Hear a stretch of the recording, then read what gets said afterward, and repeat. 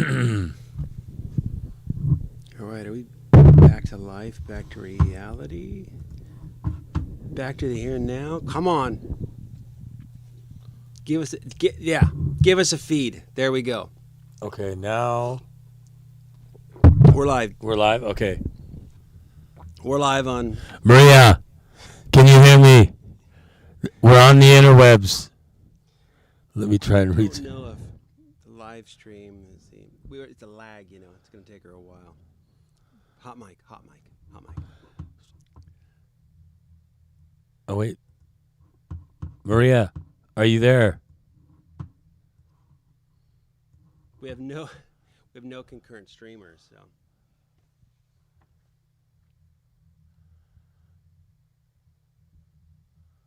All right, just hold on while Jerry contacts his girlfriend and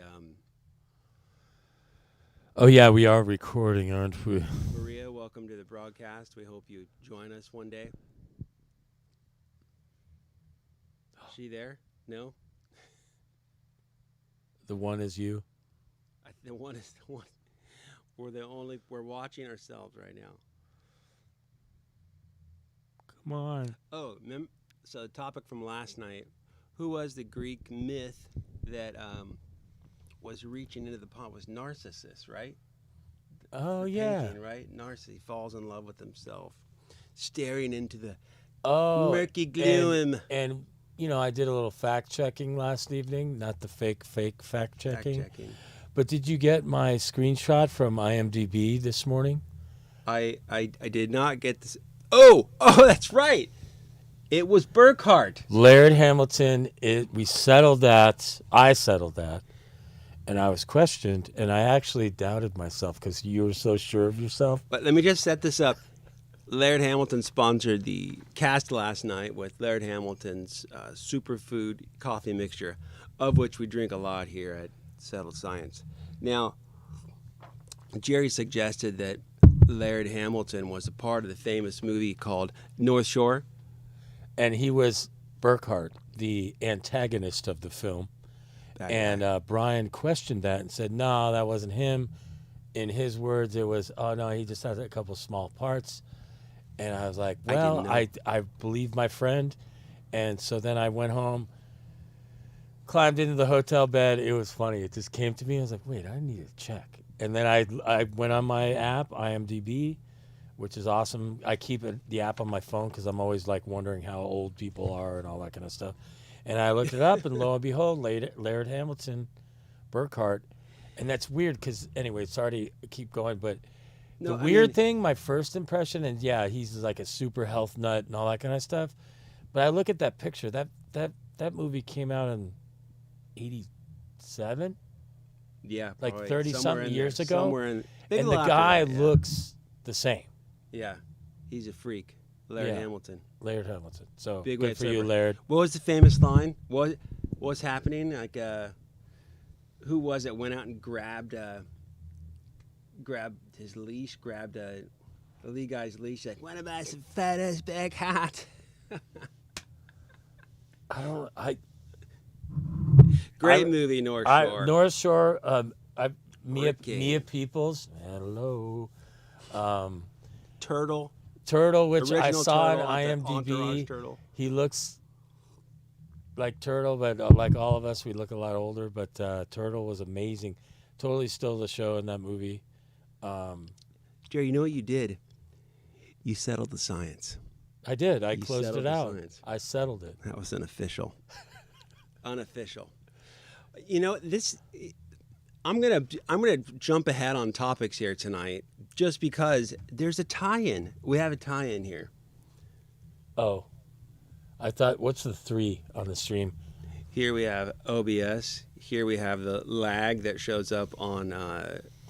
Sorry, I interrupted your flow. YouTube. Your transition. Here we have the actual live stream from Jerry's phone. Jerry's got a nice camera. We're gonna upgrade the quality of. We are currently filming me from my phone and Brian's Canon DSLR. So we're going to ramp this up, but we've got all the logistics figured out.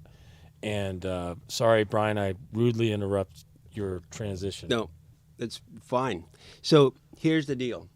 I'm watching the Joe Rogan show. He's interviewing Laird Hamilton, whose wife is Gabrielle Reese. She talked about this too. She was on a couple weeks after he was on.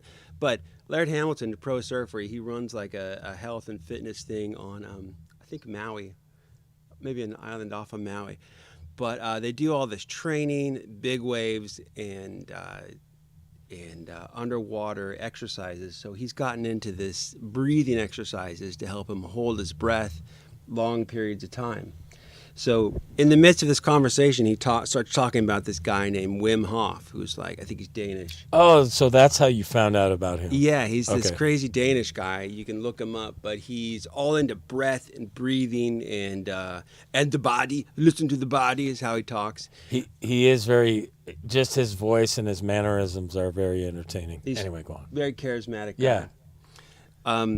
But anyways, this guy studied, I think, he traveled with Sherpas in Nepal because he found out a way these Sherpas on the mountainside were staying warm just by breathing. So they'd hike on the mountain and they'd just do this breathing exercises, and they wouldn't need warm clothes and jackets. They could just wander around. We've got someone, I think, Maria.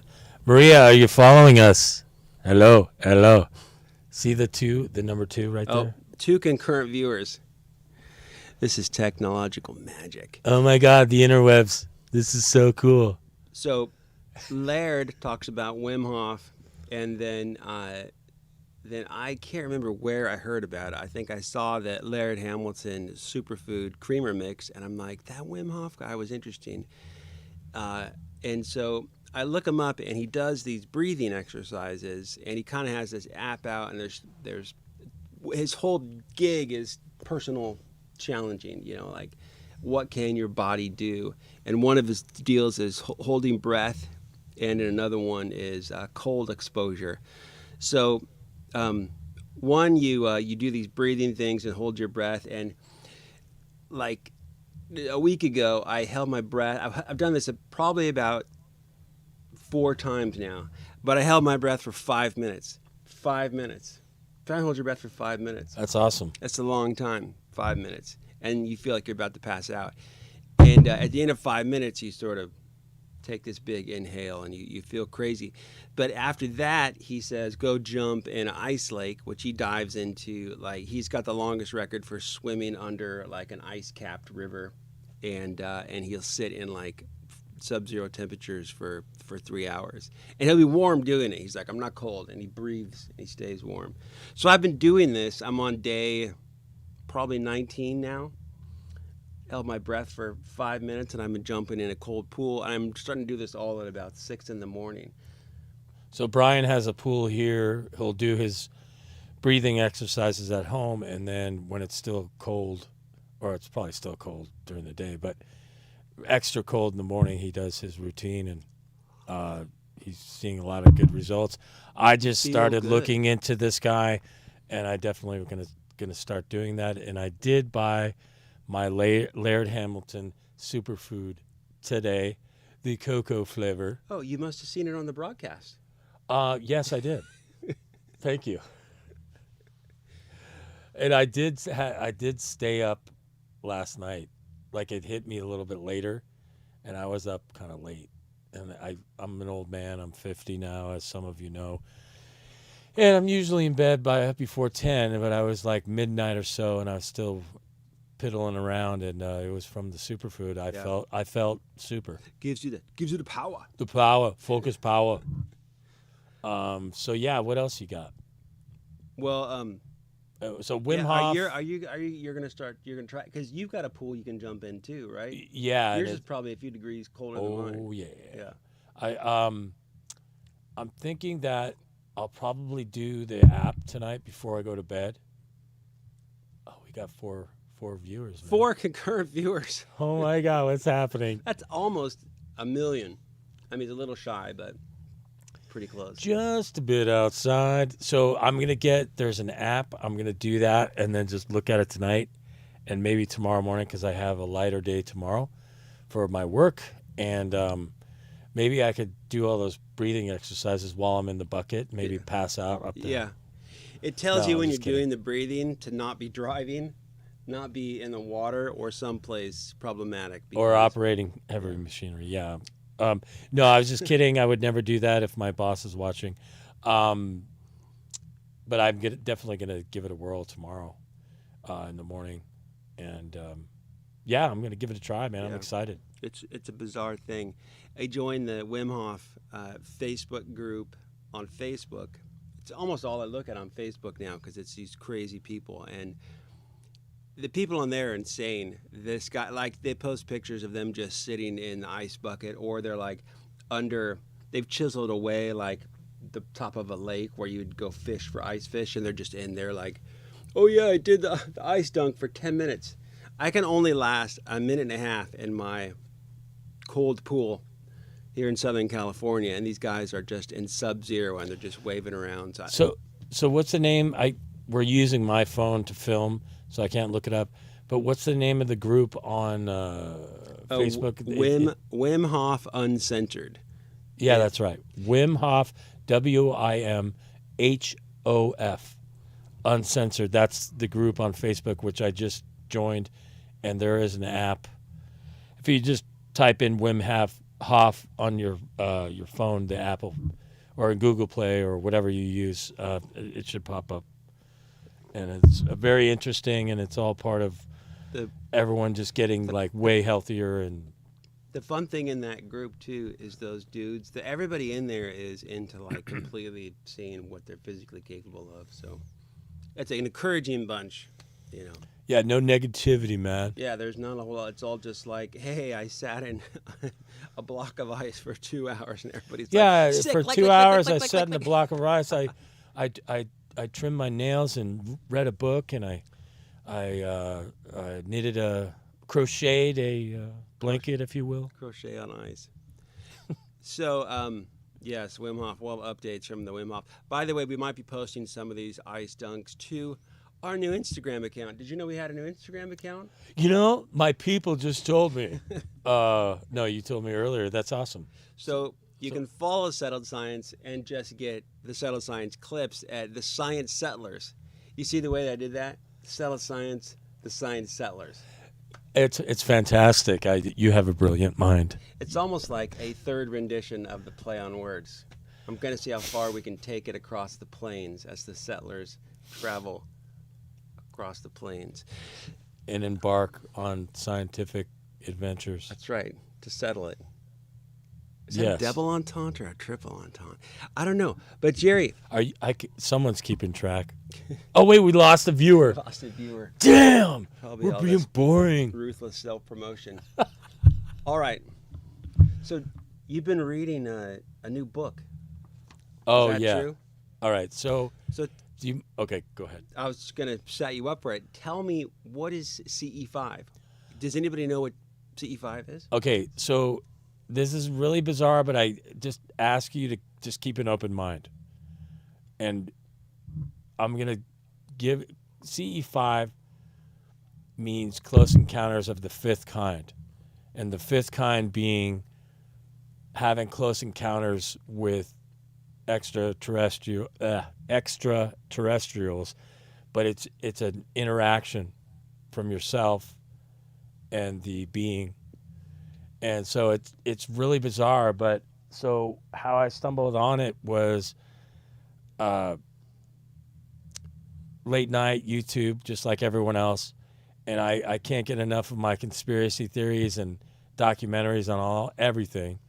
And so I started with the CIA and these documentaries, and I'll spare you all the names and details. But it's like I started to go through all these things, and then I stumbled upon something called remote viewing, which is a process of ESP, extra sensory perception, where you could be sitting here and thousands of miles away. You could be concentrating on a particular place, and certain individuals can draw certain things and be able to be somewhere and see it. So you're remotely viewing a place that you're not physically there, but you can project there mentally. So it's very interesting. It's called remote viewing. So I started watching that. And then YouTube with its algorithms. It's like The Last Jedi moved there. It's the same. It's the same process, and it's real, and it's been funded by the CIA since 1974. Like Jimmy Carter was president, and they were looking for a downed plane in South Africa. No. Well, anyway, Is this the Men Who Stare at Goats thing they did? Yeah, so they bring that up in one of these documentaries. Yeah. It's the same thing, but the movie kind of made fun of it. But that's a real thing. Jeez. And so Jimmy Carter, there was a downed Russian plane somewhere in Africa, maybe North Africa. I don't know exactly where, but he brought it up, Jimmy Carter, in a recent book. He just kind of just blurted it out and talked about they hired a psychic, a remote viewer, to locate this plane before the Russians could find it. Is this Mulder? There is a real-life Mulder. I can't remember his name. But he's involved in all these documentaries. And this sounds funny, but so anyway, they find this plane, and the psychic or viewer was able to give them the exact GPS coordinates. And when they traveled to this remote place, I think it was in the Amazon.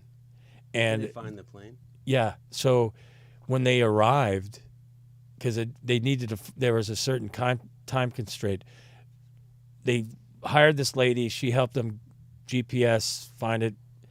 They get as close as they can, and they go to this jungle, and the villagers were literally walking out of the jungle with pieces of the plane in their hands. And so they led the individuals to that location, and they were able to find their cocaine. Retrieve the plane that had possibly all the cocaine and drugs and contraband. No, we're just kidding. So anyway, Sandinista's still in there. That's racist, man. No, so I stumbled upon that, and then YouTube's algorithm started pointing me towards these newly produced UFO videos. And as some of you know, we have a Space Force now, and the Guardians and the U.S. military, and all this stuff's being declassified. So it's kind of, the door is kind of opening. So anyway, I stumble upon Close Encounters of the Fifth Kind. Which movie on Amazon. A movie on Amazon, but you have to watch Unacknowledged. It's like a prequel, Unacknowledged. Yeah, and it's all the same people, but I think it was made like a year before. And then Close Encounters of the Fifth Kind, and this is where I'm going to get to the book. So I watched these two films somewhat back to back, and they were so matter-of-factly talking about interactions with extraterrestrials that I was like, no way, I've got to read this. So Brian's holding up the book, and this book, I bought two of them. This book is called Inviting E.T. by Sue Walker and Reverend White Otter. And these guys I've looked them up. They're pretty... Boy named Sue. They're pretty famous. And I've about 4 or 5 chapters in this book. And basically, I highly recommend reading. It was like $15 for the book. And it's not a conventionally written book, but it gives... I'm just getting into it, and it's very interesting. And it's real. Like, everyone, as I dig further, it's like just so matter of fact that it happens all the time, all these interactions. I suggest looking up, what was that guy's name? Fravor, Commander Fravor on Joe Rogan. That's where my personally, a friend of mine has seen the Tic Tacs. He lives in Rosarito. We're going to do an interview. He's got actual Tic Tac footage, right? Yeah, he has Tic Tac footage, but I talked to him about it since I talked to you. It's probably only about 1.5 minutes of footage, but that's a lot. They're usually like 3 seconds. He could see it, but when he put the camera on it, it was blocking it. Like there's a silhouette in there, and it's very interesting. So we'll provide. I don't know if we're going to settle that science, but we're going to just throw it out there. But yeah. So this book is amazing. I'm just getting into it. I highly recommend Unacknowledged and Close Encounters of the Fifth Kind. The thing that was weird in the Close Encounters of the Fifth Kind on Amazon Prime Video, you could check that out, is they were saying it's they're like these aliens are like interdimensional aliens, which is funny because I just rewatched Indiana Jones 5, where I think it's where they find the the crystal skulls. Crystal yeah. Skull. And at the end of it, he says, "Where are they flying back to?" And the crazy old guy's like, "Oh, the space between, like an interdimensional travel." And I just thought it was some jibber jabber, that was coming out of him when I first saw it. And now, after seeing this movie, the guys. So in the movie, these guys are saying, "Okay, here's how we contact the aliens." And if you see all these alien videos on YouTube, there's like these lights in the sky, or they say there's like a 3-point figure that's there. There's the Tic Tac one that's there.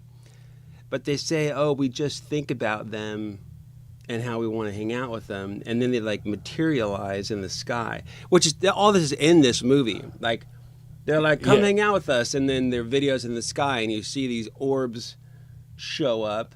So it's kind of crazy. Well, here's the thing, which I actually haven't told you about, but in the beginning of this book, there's a website where allegedly it was created by these beings. They put together a slideshow, and it's like this isn't a first contact CIA psyop they're pulling on everybody right now. Well, who knows but it's basically teaching you how to be telepathic.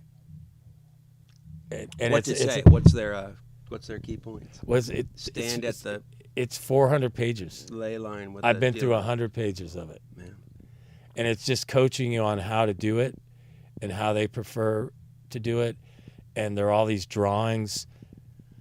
There's not like a pentagram you have to draw around yourself. And that's not going on. No candles, no seance. It is weird, but for me, it's just interesting. And there are all these people that just matter-of-factly just say, "Oh, yeah, I interact with these aliens all the time." And telepathically, they communicate with them once they've developed a relationship. There's got to be a Facebook group of this, right? Oh, probably. I never looked. I'm not really on Facebook, but I bet it's the most privately custom Facebook because people are like, "These people are insane." Well, I found these guys, these authors, interviews with them on a YouTube channel called like the Aquarians or something weird. Yeah. There's a lot of weird stuff on there. But I just recommend it. It's better than all the humdrum fake news, GameStop, all that stuff. But that's kind of a little introduction with that book. And if you want to know more, feel free to comment or write us. Oh, we're down to 2. That was my dog in the other room. I had him working a mouse. Roxy's in there. Well, I like the cool little blue graph there. I don't know what that is, but looks neat though. Yeah, it totally looks. Yeah. So that's basically that, and I have another CE5 book. The thing that was weird for me in the CE5, but I want to read more, or actually, it's in the unacknowledged movie.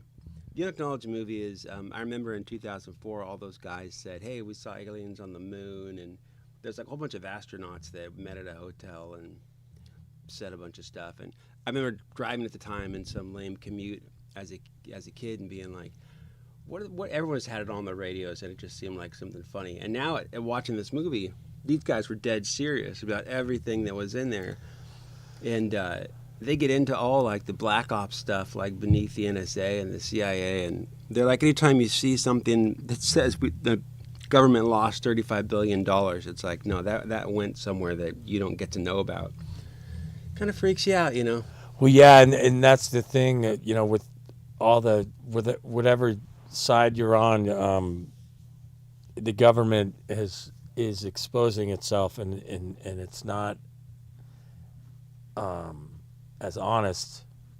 It's not as honest as I thought, and you wonder though, believing like the weird the claims in there are like, oh, they've already have unlimited energy, and they've solved all these world problems that they just won't expose. And I look at that and I go, oh, okay, but you know, we are putting some rockets in space through. Like, I don't know. I question if is it true? Is it not true? Yeah, I just recommend reading it, and I'm still in the middle of it. It's just really interesting and kind of bizarre, but. So So we'll find out, right, in about 120 days. Is that the so in the for some reason in the stimulus money bill that went through, one of the senators put in a clause in there that the government has to declassify Oh, that's right. all the UFO information within 140 days of the bill going out, which makes no sense for a stimulus bill. But then they're like, you have to tell everybody.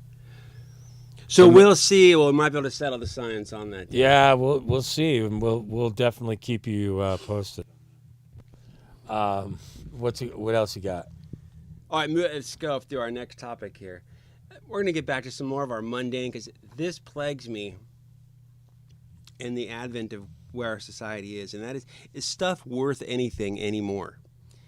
Like, I remember just not so far back in my life when it was a big deal to own a television set, like, oh, this guy's got a large screen TV. Like, we're all going to go to his house. And there was all this crazy things were huge. It was the size of a, giant cabinet.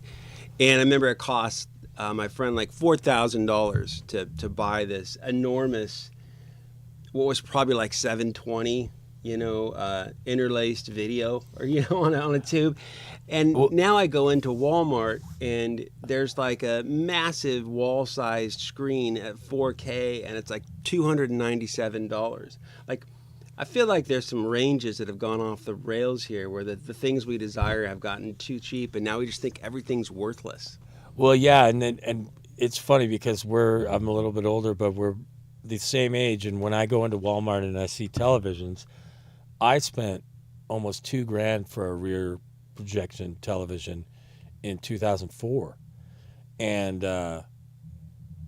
I do go in Walmart and think the same thing. I think the one I saw was like 50-something inches for $320-something. And I was like, oh my God. And I always think that. There's this weird scale we're on where, like, we figured out how to manufacture too well, and clothing, everything got so cheap that you just devalued it all. And I think people have, there's some weird side of the capitalistic curve where it's just like, oh, you want that? Order it right now. Now the whole thing is like custom made everything, because anything that's stamped out is insanely cheap to get.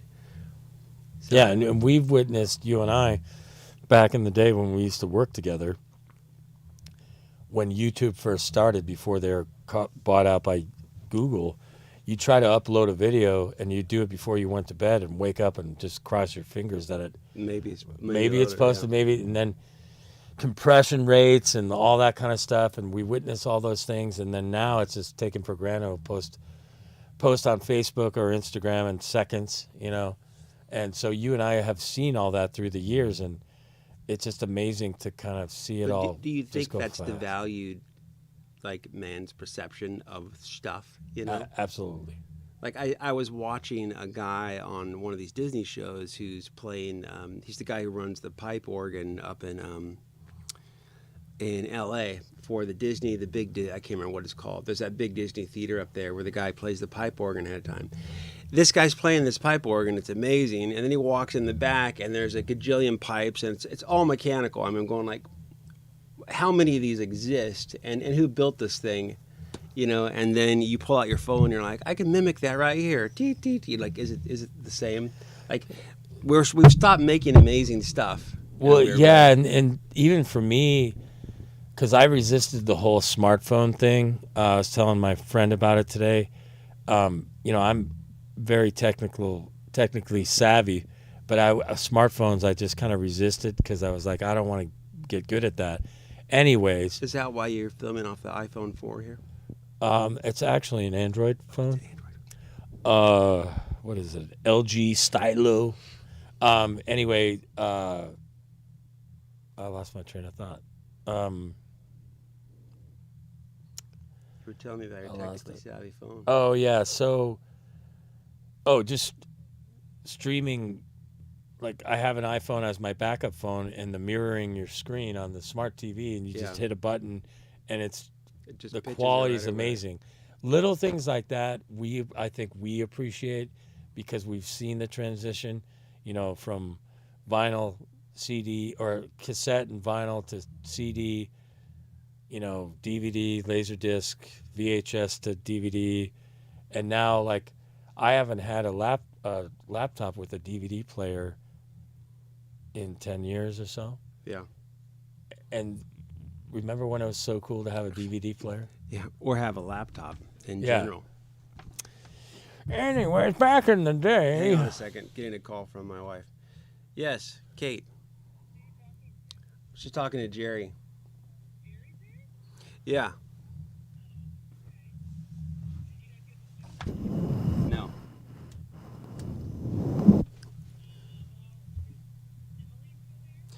No, she's gone home.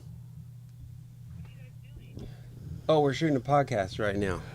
You're live. Yeah. We've got 3 viewers. Sadie is not asleep.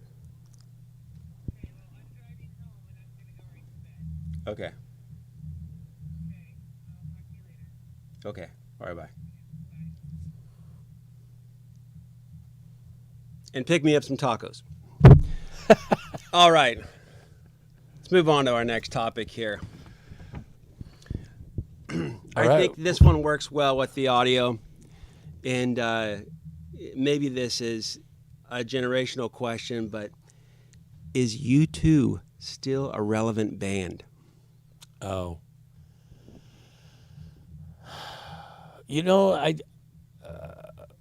I would say, I mean, they're still creating things, but I don't know how you feel about this, but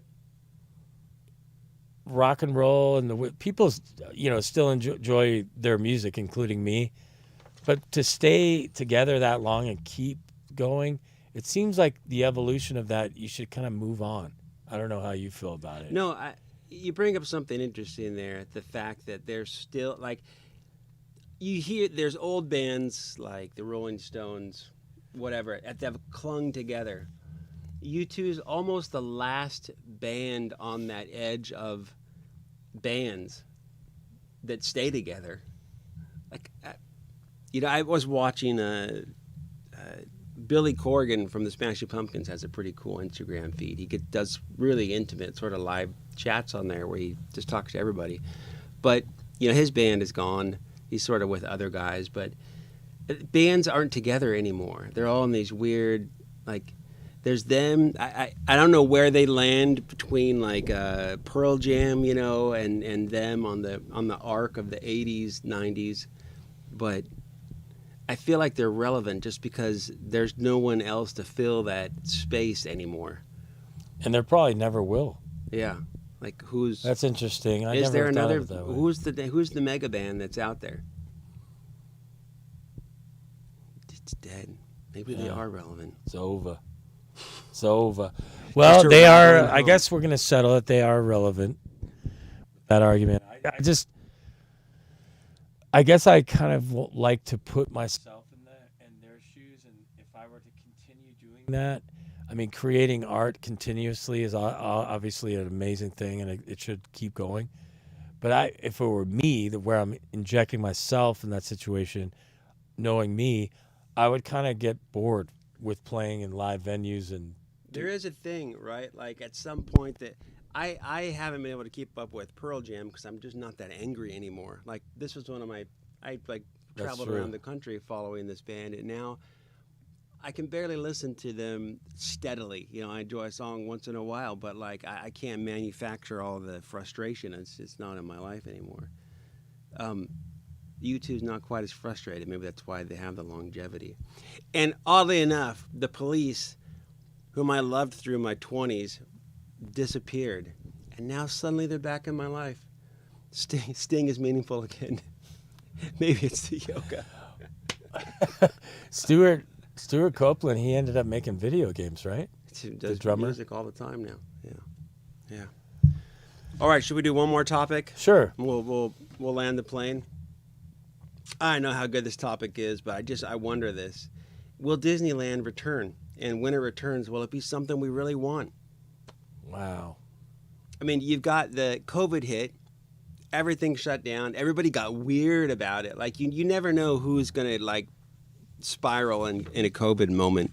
Some people are just, I don't care. And then some guy, you're within 5 feet 8 inches, and he's calling you the devil. And, come on. I don't know. I don't think it would take a while for Disneyland to be back to normal, but it's Disneyland. I think it'll come back. Whether at full... Maybe they have non-COVID land, and when you're there, there's no COVID in that land. Ooh, you should probably write that down. Send that to somebody. Magic. This is a magic kingdom. Guess what? In this area, there's no COVID. See the sign? That's it. You got something there, man. That's a good idea. Oh, wait. We're live. That's right. Shit, we're live. I'm sorry. On the interwebs. COVID is real. COVID's real, and Joe Biden is saving us from COVID. Oh, Jesus. Yeah. I'm so grateful right now. He's come forward to save us after Trump personally murdered 300,000 people, I think. I mean, direct line between his actions and each one of those people. It's quite amazing. YouTube. All right. Let's close this one out. I think all right. Well, we settled the Laird Hamilton problem. Yep. And U2 is relevant, and there probably won't be there isn't a long-lasting band that's going to last. And next week we ask,